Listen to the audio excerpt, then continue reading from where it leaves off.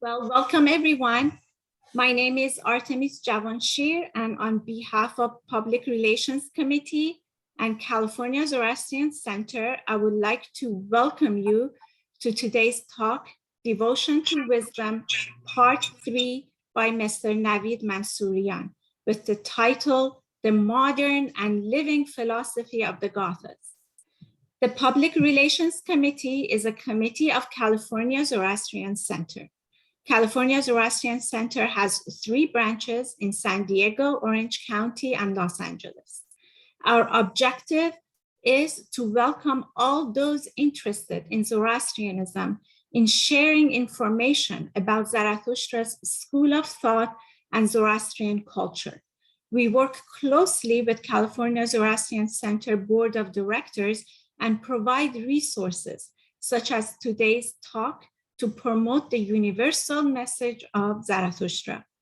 You can access the recordings of previous talks and this talk at czc.org/public/relations. I'll put it in the chat box shortly. Before I introduce our speaker, I would like to ask everyone to please keep yourselves muted. Type your comments in the chat box, and you can let us know if you have a question by typing number one in the chat box. Please keep your questions to a maximum of 1 minute. It is with pleasure to introduce today's speaker. Mr. Navid Mansourian has been a student of the Gathas and Zarathustra's message for 25 years. He currently serves on the California Zoroastrian Center's Public Relations Committee, helping people who'd like to learn more about Zoroastrian philosophy. Navid Jan, the floor is yours. Thank you so much, Artemis Jan. It's an honor to work with you and serve on the California Zoroastrian Center's PR Public Relations Committee, and I'm honored to be here with you all today. I'm gonna share my screen in a moment and talk through a bit of a thought catalyst, if you will, for our conversation today. And then I would love to have us use that as a gateway to a discussion together. So that way we learn from each other as the message in the Gathas encourages us to do so. 1 second, let me get this up. All right.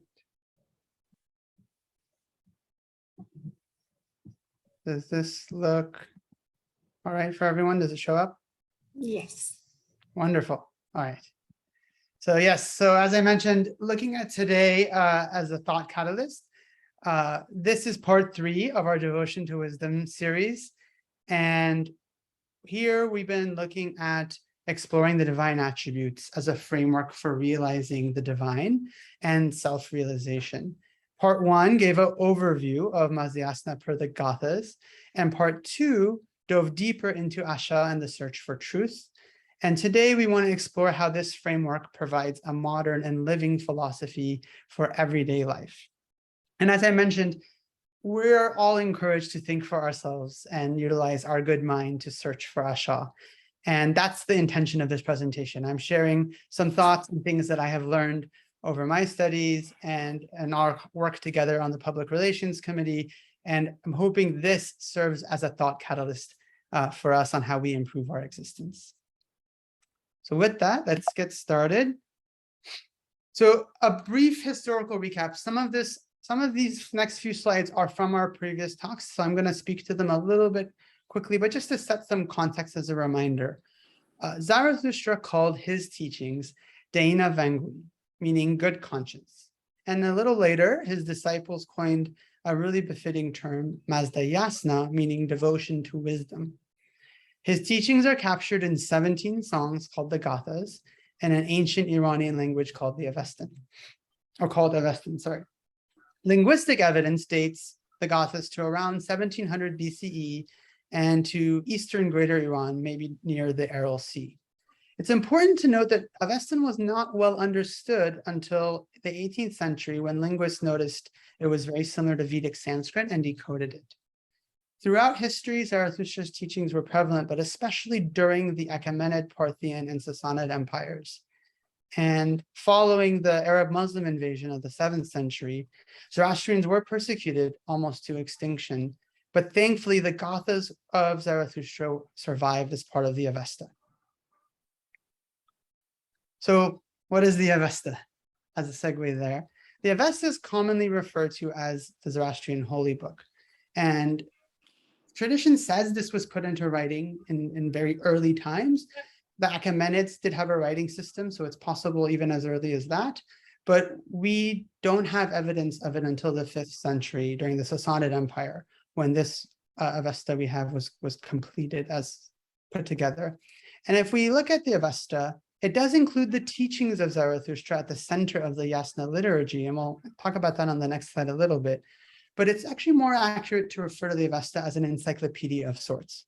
It represents a lot of different fields of study and knowledge and understanding, including a lot of commentary of that period. It's also important to note that at that point, when this was completed in the 5th century, this is over 2,000 years after Zarathustra's time, and Avestan was no longer spoken fluently nor well understood.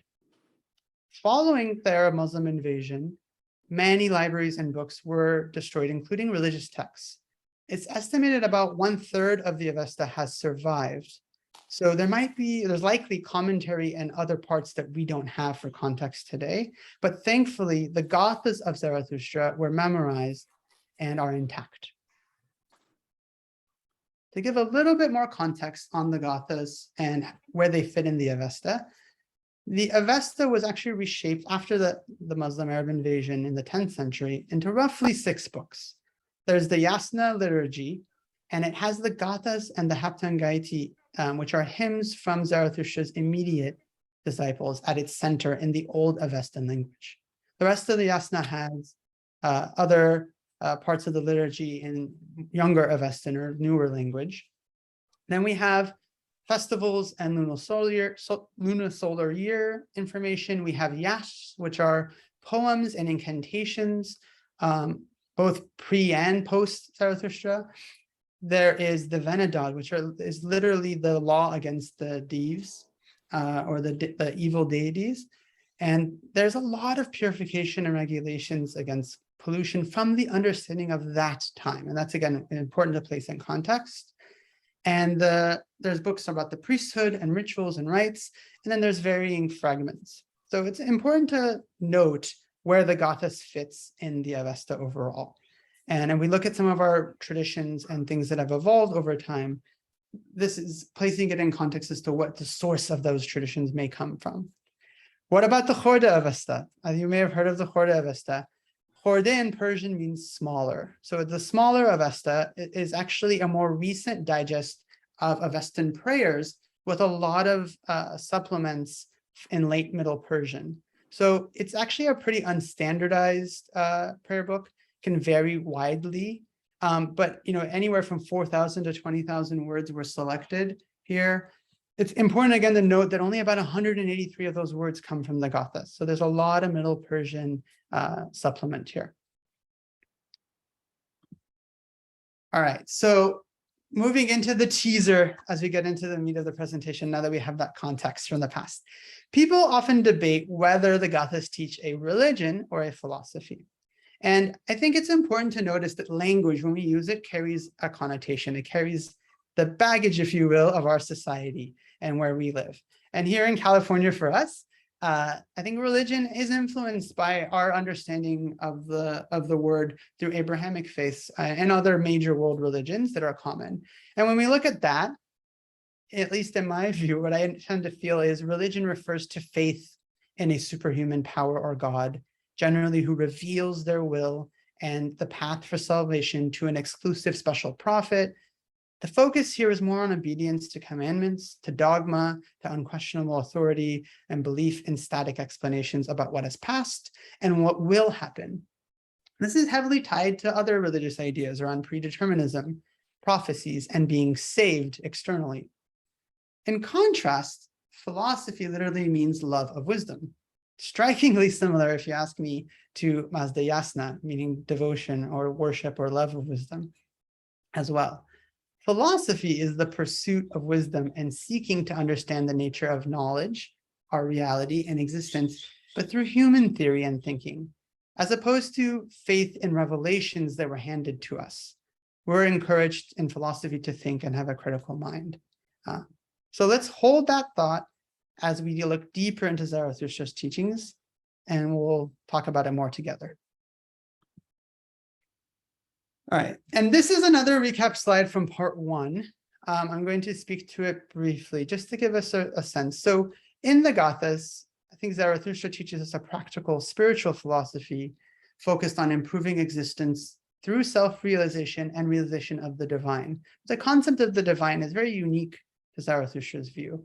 And the way we understand the divine is through the divine aspects or divine attributes. Amesha Spenta is one framing in Avestan. And if we look at this, our understanding of the divine is that the divine is wholly good, is beneficial, is a friend and an ally for us. And the pivotal, I guess, or maybe foundational divine attribute is Asha, which is the ideal, perfect, and wholly good order of existence. This is the way to the divine and the way of the divine. Central to the framework here of the divine attributes is that human beings' role is to be free to choose and learn from our choices. And as a result, we grow spiritually. And as we grow and we realize Asha through our thoughts, words, and deeds, this gets us closer to realizing wisdom. And this is an important aspect because all of the divine aspects are attainable by us, is what we see in the Gathas, right? As we seek to realize truth, which is Asha, and wisdom, the divine Mazda, our mortal existence is the matrix for the spiritual growth. We go through, we experience things, and as we learn from cause and effect, both individually and collectively, we grow. And as we grow, we eventually can get to the point of realizing truth and realizing Asha and wisdom. And to do this, we must heal all of existence. We can't reject life. We can't do this in isolation. We actually need to actively engage, and we need to make our existence better. This will lead to us having the realization that humankind and the divine are parts of the same whole. And by progressing all existence to be entirely good and aligned with Asha, we become completely whole and transcend mortal existence as we understand it, reaching an enlightened state of being. When Zarathustra uses a beautiful metaphor that I love, which he calls it the endless lights, right? Light expressing the ability to see and make the right decisions. So this is a quick recap of part 1.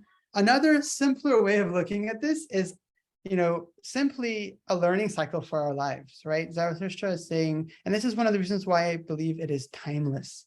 It's basically a learning cycle for our growth, saying that throughout our lives, we are confronted by choices, that we should use our minds and hearts to search for the truth, for what is right and good in all aspects of reality and for all existence.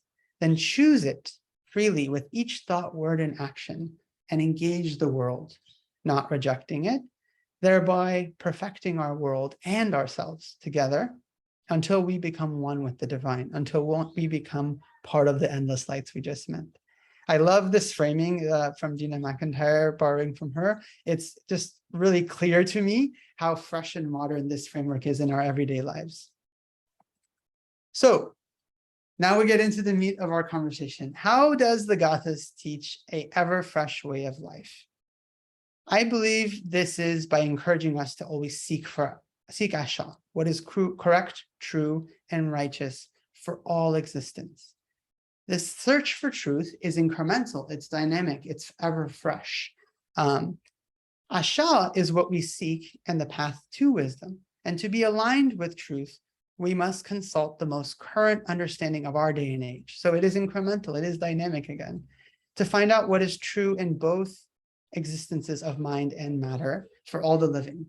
And I do want to mention this with respect that it is just, contrary to the other religious views of our day and age, right? We're not looking to accept dogma or static commandments. This life is not a test of faith per se, but the life of a Zoroastrian is to always question, to reflect, to learn, to grow. It's continuously to work towards and realize Asha together.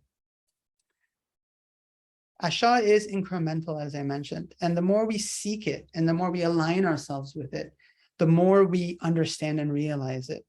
And this ongoing search means our understanding of Asha will evolve based on our experiences, and this keeps Mazda Yasna ever fresh and current.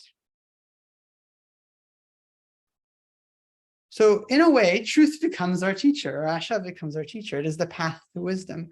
And taking a step back again, as a recap from part 2, when we talked a deep dive into Asha, Asha literally means what fits, but it's as in the correct truth of how things fit and are ordered in a system. And in this case, the ideal existence of both mind and matter. So we often translate it as truth or righteousness.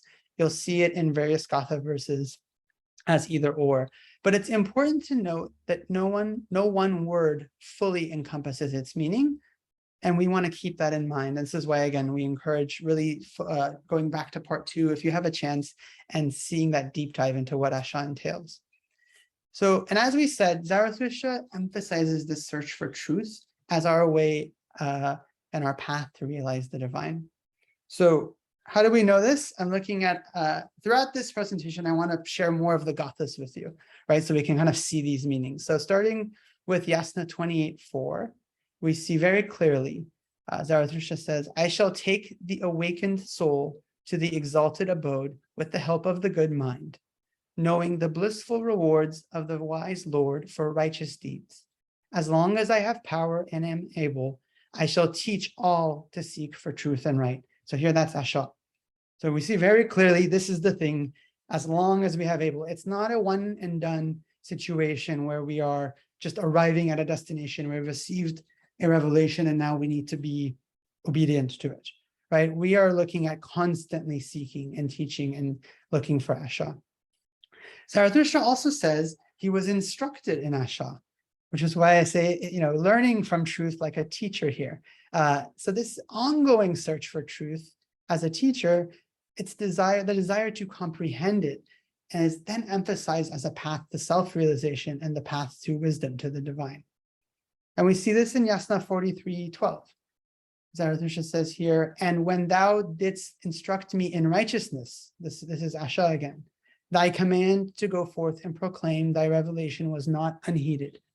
Even before the sublime enlightenment coming with thy messenger Srausha, bringing us the destiny of our appropriate rewards. So again, we see this is what we're seeking. This is how we're studying. It's through Asha. So how do we learn from Asha then? How do we learn from truth? How does this work exactly? And thinking about, what Zarathustra tells us in the Gathas is that Asha is in the existences of both mind and matter. There's no divide, amazingly to me, and very modern and fresh, between science and spirituality. We're not having this like tug of war here. Physical truths and spiritual truths are part of a seamless whole, the true correct order of existence, which is Asha. So rather than giving us a list of static commandments that you should do this or you shouldn't do that, we are encouraged to look at both existence of mind and matter and study it and look at what is right. And we do get attributes, we do get clues throughout the Gathas about what is Asha. And in the physical world, we learn from studying how the universe is ordered. This is basically science and factual truths. So what is accurate about our physical existence is things like physics, chemistry, biology, astronomy, constantly making new discoveries with science. This is exactly what we're encouraged to go and do, right? And this is how we learn together and advance society. We also know that this natural way of the physical world is harmonious. It has a balance to it. It is evolving, again, dynamic, refreshing. And it is the universal law of physical existence. Then we look at our existence of mind, spirit, and heart. This is where we're learning through our experiences. This is thanks to free will and cause and effect, we will learn through the results of our actions. And we do have, again, attributes that helps us understand what is Asha, because it's not just good relative to people. There are ideas behind what good means, what Asha means. So Asha is righteousness. It is the right, beneficial thing to do. But the key part here is for all existence, not just what's good for Navid, not what's just good for any one other person, but what's good for all existence. Asha is the best good. It is loving, beneficent. It is the way of wisdom and the way to wisdom. Asha is happiness. It is generating peace and tranquility. It is how we perfect and heal and improve all existence. And we look in the Gathas and see that Asha is just, and not in the way where it's retribution or an eye for an eye kind of justice, but it's through experiential learning. It results in our growth. We become more compassionate. We become more understanding. And then the final way we learn sometimes is in contrast, right? Which is why I'm mentioning some contrasts here and there. But we do hear that Asha is the opposite of fury, cruelty, violence, destruction, and deceit. And just a quick note, I put in here in the asterisk, but Dina McIntyre has an outstanding article on Asha on her website, gathasofzarathustra.com. Highly recommend taking a look at it. It has all the yasna verses for where these ideas and attributes come from, and a much deeper dive. But I wanted to kind of give this as part of our conversation today. So now we want to look at understanding that Asha is, the search for Asha is what keeps us ever fresh and keeps us constantly improving. I want to look at some modern issues and see if these are applicable. And again, look at the Gathas and see what it's saying. And this is amazing to me. Again, every time I read through these things, it just surprises me how 4,000 years ago we have a message, almost 4,000 years ago, that is still so relevant and so applicable to today for us. So Asha includes caring for our environment and healing all of existence. And we know this because the words used are not just healing or helping humankind. It's not saying that the world was created for us, for our enjoyment, for our benefit, right? It's saying that we are here to bring joy to all existence. The very beginning of the Gathas in Yasna 28:1, you see this verse where Zarathustra says, "In humble adoration with hands outstretched, I pray to thee, O Mazda. First of all, through thy Holy Spirit, vouchsafe to me all righteousness of action, all wisdom of the good mind, that I may thereby bring joy to the soul of creation." So we're using, through Asha, through the divine aspects, through the good mind, what are we doing? It's not to be rewarded or to avoid some punishment. It's to bring joy to the soul of creation. This is pretty profound to me. Then we look at Yasna 39, where it says, "So may we be like those making the world progress towards perfection. May Mazda and the divine spirits help us and guide our efforts through truth. For a thinking man is where wisdom is at home." Right? So again, we're making the world progress, not for mankind or humankind or people, right? But the world progress. And finally, 34:15, Yasna 34:15 says, "Make known to me, O Mazda, the best teachings and actions, actuated by the good mind and inspired by truth," Asha again, "as I express my aspiration in my songs of veneration for thee. By thy sovereign authority do thy regenerate this existence, through thy gracious will, O Ahura." So again, we're regenerating existence, not just humankind. And this stands clearly to me. If we're regenerating, we're improving, we're growing, we have to think beyond ourselves and take care of our environment and all the living. So next we look at notions of social justice and fighting oppression. And when we zoom into humankind, it's not just about those like us. It's not just about those from a certain tribe or a certain background, or those in power, or those who have money or those who don't, right? And we are here to fight oppression and injustice in all its forms. And this is clear in especially Yasna 32, where Zarathustra bravely stood out against the established tyrannies of his time, and we'll talk about that in a moment. And we see this in the Yatha Ahu prayer, which a lot of you are probably familiar with, where the goal here, right, is to help the needful, help people who need it, right? Not just people who already have. So Yasna 32:15 says, "Thy message shall undo the work of the evildoers. No more shall the wicked Kavis, rulers, and the Karpans, priests, rule over the lives of the righteous, but the good shall be escorted through perfection and immortality to the realm of the best mental existence. So the Kavis and Karpans were rulers and priests that worked together in Zarathustra's time, and they were manipulating and dominating and exploiting the people. And he speaks out against this wrong, and there are severe consequences. This is not an easy thing to do. He gets ostracized for it. He goes through a lot of conflict. But again, the point here is that we need to do the right thing, not because it's easy and not because it benefits us maybe necessarily at first, but it is the right thing to do. We see this followed up in Yasna 33:3. He who is most good to the righteous, be he a noble or a peasant or a dependent, he who zealously makes the good living creation flourish, he shall come to dwell with truth, with Asha, in the realm of the good mind. So again, we see through Asha, through truth, and from a variety of backgrounds, noble, peasant, or dependent, making the good living creation flourish. And I think this is what stands out to me here in this one as well, is it's not just we exist and we are tolerant of others, but we are here to make zealously all the living creation flourish, right? Thrive, essentially, which is amazingly clear to me. And then we look at Yasna 44:2. This one is even clearer in my mind. What is the best source? What is the source of the best existence? How shall one who seeks it receive the blessed recompense? Surely such a holy one, through righteousness, Asha, is a healer of existence, beneficent unto all, a genuine friend, O Mazda.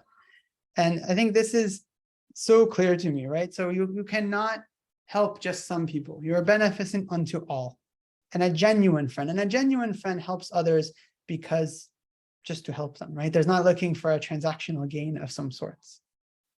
Very clear and very powerful in my mind. Which dovetails really nicely to the next point, in that we must help others and work together to realize Asha.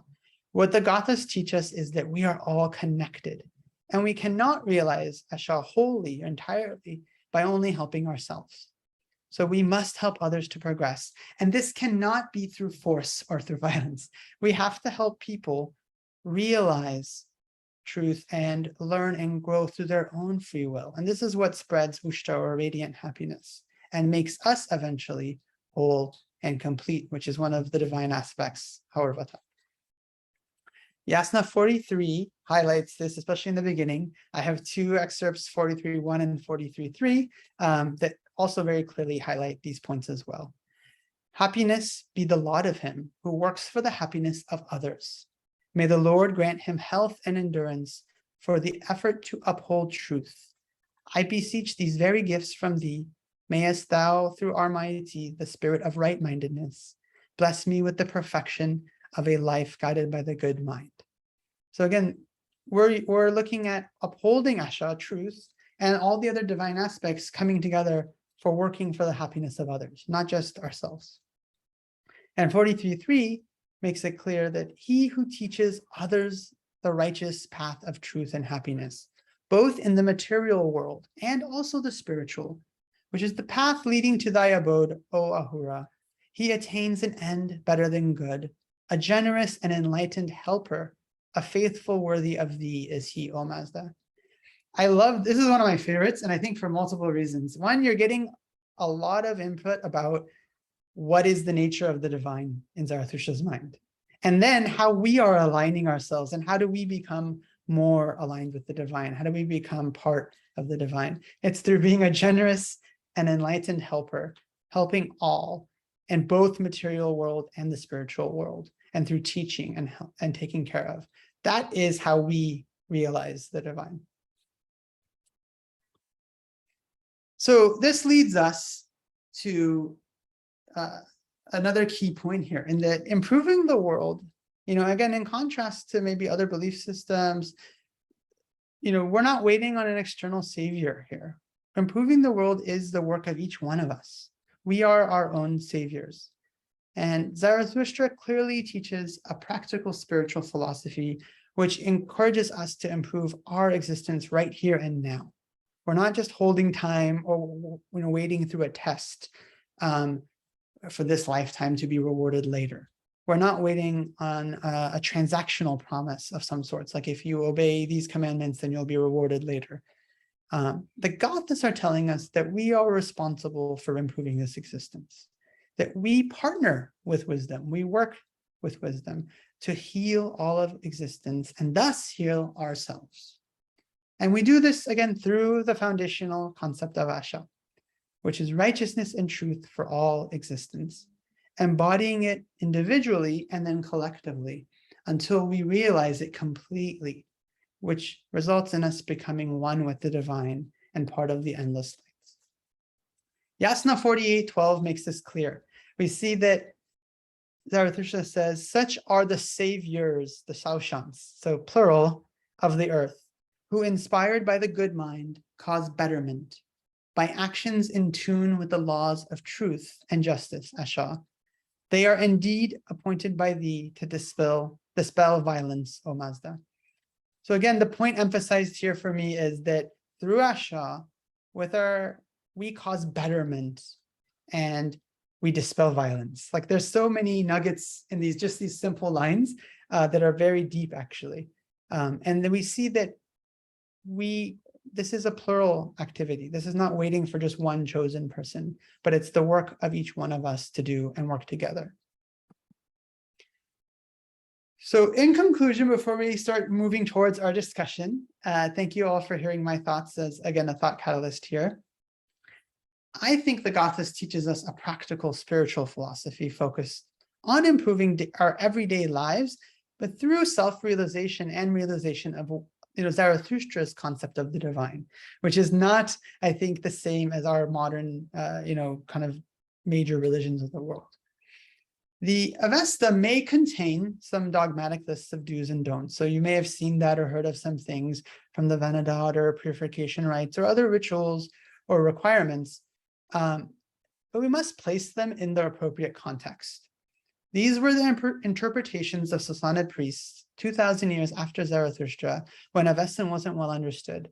They likely were well-intentioned, but it's informative to look at this information and understand the worldview and acknowledge we might be missing significant amounts of commentary. But what matters is that we have the Gathas intact today and we understand that message. And we understand the language and the relevant context much better today than that time. So the way I look to Mazdayasna, to Zarathustra's teachings, is the Gathas are the core. And we can look at outer layers of traditions, whether they're new traditions or old traditions, right? Zarathustra is encouraging us to be modern and ever fresh. If they are compatible with this core, then that is wonderful. And that's a great thing. Again, making this a living belief system and a living philosophy. Each individual can then choose to accept or reject based on their understanding of Asha and the Gathas. The beauty of Mazdayasna is that there is no dogma, there is no orthodoxy. In my view, it is a system and way of life that enables us to grow ourselves and improve all existence, realizing truth and subsequently the divine. Thus, I see this as a framework, and I see it more as a modern and living philosophy for everyday life, ever fresh, no matter what day and age, and constantly growing based on our understandings.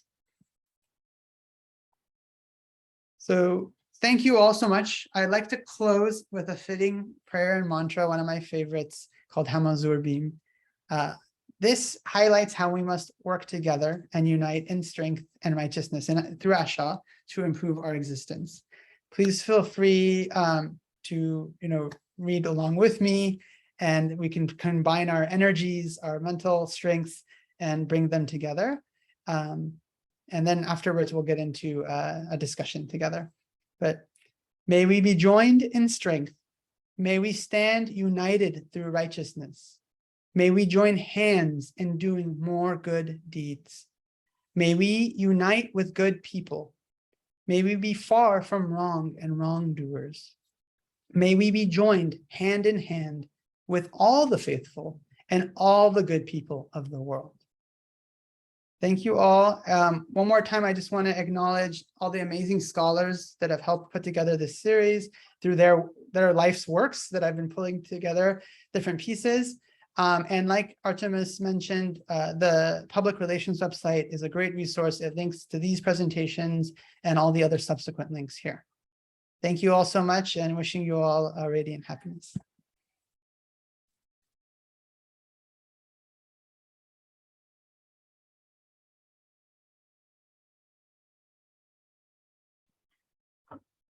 Okay, everyone. Thank you so much, Navid John. I learn every time from you. I appreciate this, and I would love to have that PowerPoint, please. I would use it for personal reference all the time. So now we're getting to the Q&A. As Artemis asked, please keep your questions to under 1 minute. If you have a question, type 1 in the chat box so we can go in order of things. There was a comment here from Mariam that said, I was hoping to know about Zarathustra's view on God. Do you want to expand on that a little bit, Navid John? Yeah, I think the view of God, touching on it is, and happy to go deeper if there's a specific angle, but I think it's very unique. We're not looking at kind of the common reference of God in Abrahamic views, that is omnipotent, omnipresent, omniscient. We're looking at embodied or personified wisdom, an existence of wisdom, right? And the way it's defined in the Gathas is wisdom is all good, wholly good, entirely beneficial, and a friend and a helper. So not someone who is judging and punishing and kind of ordering us to worship him or her, you know, in that frame. It's a very different mental, you know, kind of space, right? It's this idea of wisdom is being a true, genuine friend, as we saw in some of those verses, a helper. And as a result, since there's no form or shape or, you know, kind of more distinguishment focused really on the divine, we learn through 2 practical ways. One is through the name of the divine, you know, again, Ahura Mazda. And part 1 actually has a couple of slides that really dissecting this if you'd like to look at it. But in a lot of ways, different translations of what this means, but it's like Lord, wisdom, life, wisdom. But essentially, it's like wisdom personified, right? And then we also learn through the divine aspects. So these Amesha Spenta and going through and understanding them. And the foundational one being Asha, which is like, I think it hopefully stands out clearly for all of us, but how pivotal, how important this is, and how, in my mind, it's brilliant as a philosophy, as a living philosophy, because you're constantly learning and growing, and we're realizing, versus saying, you know, hey, there's this divine outside of you, and you'll never understand it, so just obey what it tells you to do, right? And again, with all respect, I'm just kind of want to make sure that sometimes we learn through contrast, right? And that's different than Zarathustra's message. He's saying the divine is part of all, right? We're all connected, and we need to realize it and awaken our own consciousness. And that's my understanding. But yeah, Fariba, John, Artemis, John, anyone else who would like to add, I'd love to hear your thoughts. Does that help, Mariam? Yes, thank you so much. Any other questions from anyone? I think Mohammad Bujwala has his hand up. Go ahead, Mohammad Bujwala. Oh, I think you're still muted. Yeah. Thank you very much. Very enlightening and informative talk. I was thinking about, you know, that we are supposed to work with other people for, you know, all the other people of other religions and all that. One thing is that, you know, when we compare ourselves, you know, to others by saying ours is better because of this, most of us, you know, really do not know what was the original words of their founders. Okay, what we look at is how they practice, you know, the religion. Same way, other people who look at us, you know, they will say, oh, we are fire worshippers, right? So this is a problem that we have to keep in mind when we consider ourselves as better, you know, and proclaim ourselves that way. And today we are living in a very close global world, you know, connected, and danger of anything can happen. And we have to promote interfaith harmony, interfaith peace, and all that. Okay. So how do we do, kind of talk about our religion uh, without insulting others, that, we are better, you are this, that kind of thing. So maybe some answers on it. Yeah, I appreciate that. It's a really good question. And, this is why, I say, at least in my thinking and talk, always be respectful of other people's beliefs and other people's thoughts. And I think we always respect people, no matter what, right? People are valued and respected regardless. And I think this is important. And this was an important part of actually most religions at some point in time in their histories, is to have open dialogue and be able to discuss ideas and always respect the people while still discussing the ideas. And this is what all the great philosophers would do in ancient societies, right? You would have open discussions. So in my view, we should be able to debate ideas. And if the idea of the divine is one in one other religion, and we have a different idea of the divine, we shouldn't feel afraid to have those discussions, right? And we should engage in them. They should always be respectful of people. And we should allow people to, again, make their choices. Like, right, and this is a fundamental difference, I think, for what the Gathas teaches and maybe other, other religions might see in practice, as you mentioned. Like, the forceful conversion of people is not something that is permitted, right? It's a wrong, and it will actually prevent people from growing. They must choose the path of Asha. They must realize it on their own. And I think in a lot of ways, for me, might be a non-traditional thought. I don't think we need the labels and naming as much either, right? I think calling ourselves this or that sometimes gets in the way, but like, are we making the world become a better place? And that is in contrast to other belief systems in times, like, right? Some belief systems, in order to be, quote, saved, because that is the worldview, you must do X, Y, Z, which is different, right? And again, I think we can intellectually have those respectful conversations and work to learn with each other across the board. But those are my humble thoughts. There is a question from Hamish. Well, more of a comment than question, but one question is that was the dualistic view of the battle between the good and evil in the world an idea that came from Manichaeism, and the Gathas of Zarathustra taught no such view, but was changed in later periods, especially after Mani the prophet's time? Yeah, I think this is a really good question, Hamish. Again, I think when we look at history, there's a lot there. There's almost 4,000 years of history. And I think if we look at our understanding of the Gathas, is still not 100%, right? I think estimates are maybe 80-something% of the Avestan language is understood and decoded, but certainly in the past, it was not as well understood. So you have influence from other religions around you, other belief systems, and also pre-existing traditions that do come in, right? And I think you do see, for example, the dualism of Spenta Manu, which is, the way of the divine, the progressive mentality or way of being. And then you have its opposite, Angra Manu. And these concepts are often personified according to the cultural context and the traditions of the people of that time and region, right? They sung poetry. I think one of the amazing, beautiful, powerful things is that, the Gathas were memorized by priests and maintained, and we have them today, right? Despite these crazy invasions and so much being destroyed, right? And that was because they were sung and because they were in this form, right? And I think they had these allegories as a result. So you have personification of concepts, right? Is truth like an entity, right? Is it a separate being? I don't think so. I think now we understand these were allegories, at least in my view. But again, the purpose is for us to have these conversations together, right? Is to come together, search truth, understand what we believe. So I think, going back to original point, at some point, Angra Manu, or the opposite of Spenta Manu, became personified, and it became Ahriman, and Ahriman became this concept of like, a devil, right? Or good and evil, having opposites. I really personally like Dr. K.D. Irani's framing of this, being a philosophy of science professor for over 40 years.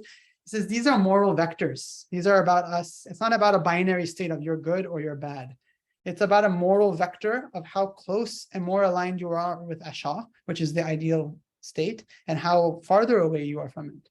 And it's not to say that you're intentionally a pure evil, right? It's just maybe you're not seeing the reality or the truth of all the actions that would result. Does that answer your question, Hamish? Yes, it does. Thanks. Caleb, thank you. Caleb has his hands up. Go ahead, Caleb. Yeah, I just had a quick question. Just as far as Asha, I can understand how it would work through the material physical world, but you had mentioned that it's also spiritual. I was kind of curious if you could expand on that a little bit. Yeah, I think the spiritual part is the interesting one for us because it's the part that gets really philosophical, and it's all about the mind, the work of the mind, the spirit, and the heart, and us learning what is right and true for all existence, but through our actions, right, and our choices.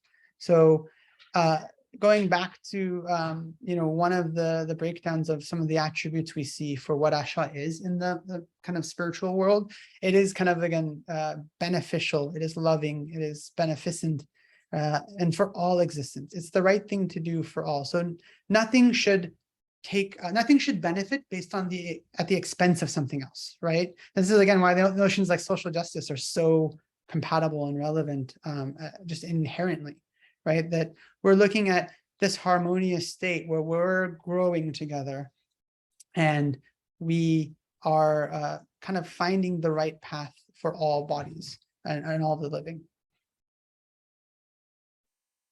Does that answer your question, Caleb? Yes, thank you very much. I'm not sure if I missed it. Did Arjun have a question? Yes, I did have a question. I put it in the chat. Unless I'm sorry, I missed it. Go ahead.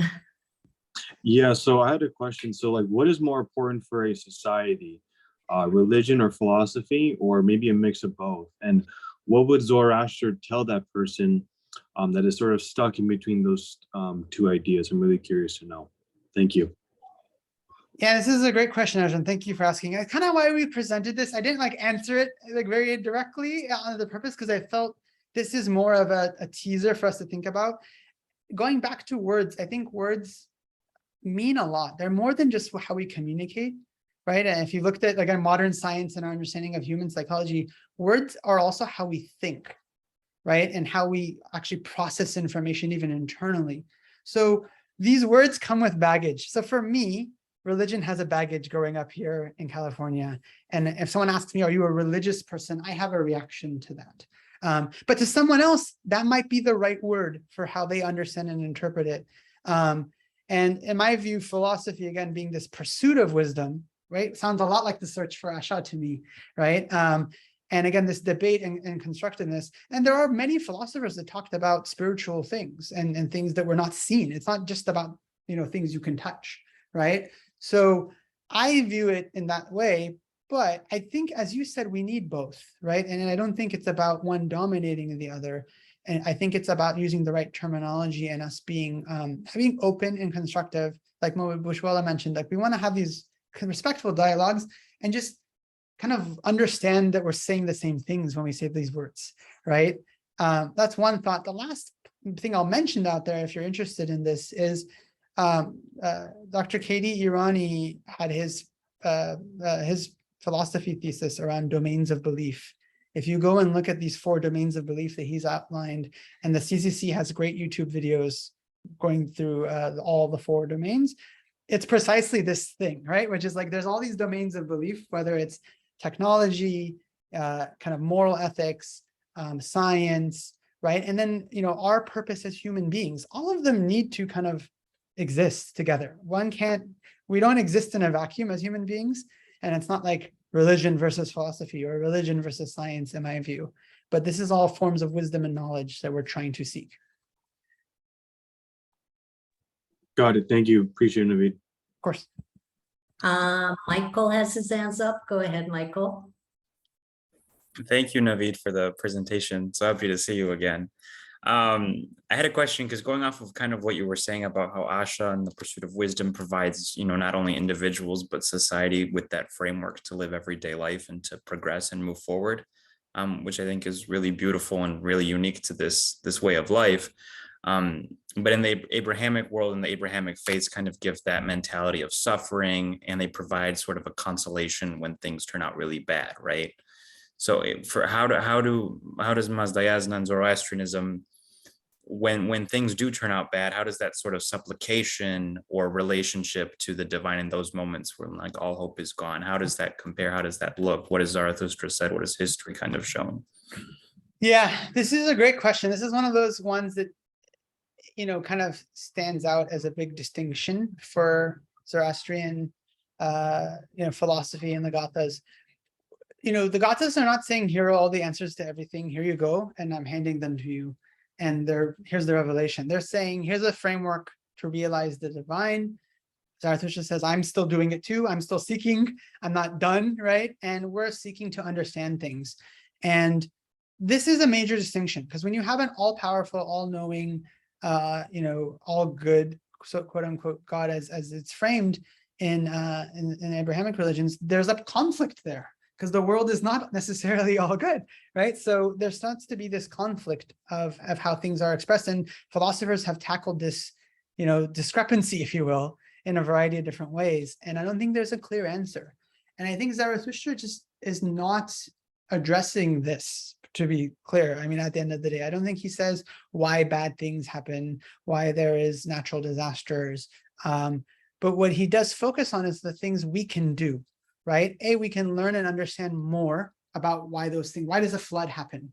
Why does an earthquake happen? How do we protect existence, right? Like, we're encouraged to study and learn those things through science. So in a lot of ways, we're getting more questions than answers, but we're supposed to go seek them. Then in the realm of our actions, we're encouraged to keep learning, right? Without fear of punishment and going to a horrible eternal suffering, right? It's all about, hey, figure out what is the best way of being and the best mental state for you to promote goodness and righteousness across all the living. So that's more for us to learn and kind of work through versus it being kind of told to us. So there isn't necessarily this, okay, this bad thing happened to you, now here's the answer, and you should feel, what's the right thing, like consoled because God wanted it this way. I think Zarathustra says our idea of the divine is entirely good. He's not a punishing God. He's not testing us, right? So there is this distinction. Does that answer, Michael? Can I follow up on a more micro scale too, I guess? Yeah, of course. Would be, for example, let's say someone suffers from a chronic illness, or, they're like going through severe pain. Christianity would say, what would console a Christian in that scenario would be that Christ, their God, went through the same thing. So they could say, God understands that pain in that sense. And a Buddhist would probably say, some sort of, I'm not familiar with Buddhism too much, but some sort of karmic history would have to deal with that, or, just meditate and get through the, get through the impermanence of it. When it comes to like more macro levels of personal suffering, yeah, what would you say there? What you know? Yeah, on a micro level and personal levels, and this is near and dear to my heart. Like I've had family members, close family members, be very sick, and me asking from most of my life, right, and asking why does this happen, right? And again, I think we don't have an answer here. Like there is a distinction where, again, in that Christian view, all things are sourced from God. So God, whether God understood the feeling of the person being sick, he's apparently still the cause, right? Which is not the case here. We know that we are to fight suffering and disease. And in fact, I think traditionally a lot of doctors, right, in Zoroastrian communities. But I think, what we are taught to do is to seek what we can learn from any circumstance versus focus on what we can't do something about. So in a sense, it's like, what can we find? What can we learn? How can we grow? And to focus on where can we have those opportunities as opposed to, why did this happen to me? Yeah, that's my view. I think looks like Mitra might have a comment as well. I just want to add something to it, because there's a saying that says, feel the feeling, choose the behavior. Mhm. Feelings are totally okay because that's part of being human. Sadness and suffering and jealousy and hatred, those are feelings, and there is nothing wrong with us feeling them because that's part of us. But when it comes to this philosophy, you choose the behavior. You can come out stronger. You can try to handle it. You can try to turn it around. That's when Asha comes in. That's when your mind comes in to overtake that bad feeling that we all have experienced, and we're supposed to. So, because that's just part of being human. It's not just happiness. It's just not success that we have to try. We have to learn how to deal with the rest of these feelings that are part of our biology. So in a way, yeah, it makes sense. This religion tells you, try to find the right behavior to, to take care of that feeling that is not desirable. That's just part of living. Yeah, absolutely. And like, just to add one more thought, I think Hamish put it in the chat for those of you who haven't seen this, but he added the Oxford definition of religion. I think this ties it back into this example you used of the Christian idea, Michael, again, respectfully is, but religion is defined as the belief in and worship of a superhuman controlling power, especially a personal God or gods, right? So controlling power is like the distinction here, right? So if so-and-so is sick and they're controlling it, why did they make my mom sick, right? Like, and that's kind of not the viewpoint, I think, from Zarathustra, right? The presentation is, God didn't make your mom sick, right? Like in my case, I grew up with my mom sick, right? And she was suffering through things, but, and a lot of people from different faiths would come to her and be like, hey, it's God's will. He's testing you. Just trust that he has a plan. Those were the kind of things we were told a lot, right? And for me, that didn't make sense, right? It didn't, the idea of the divine, that didn't make sense for me. But what my mom would always do was focus more on what she could learn from a circumstance. And that's what I look at as well. And not to mention, in the physical world, we're still combating and fighting for what is right, which is, let's cure these diseases. Let's make the world better. There's doctors and medical professionals constantly making our world better. And we are progressing as a society, right? So I think that's the other side of this to think about. Thank you to all of you. Yeah. Thank you, Michael. Thank you. A very thought-provoking question. I appreciate it. A very interactive session. Thank you, everyone. It's been a pleasure having Navid and having you all ask your wise questions and having dialogue about it. And we appreciate you joining us on a Sunday or Monday, whatever time is in Australia, I'm not sure. And on that note, I think this session is ending, and we look forward to Navid's next talk. Thank you.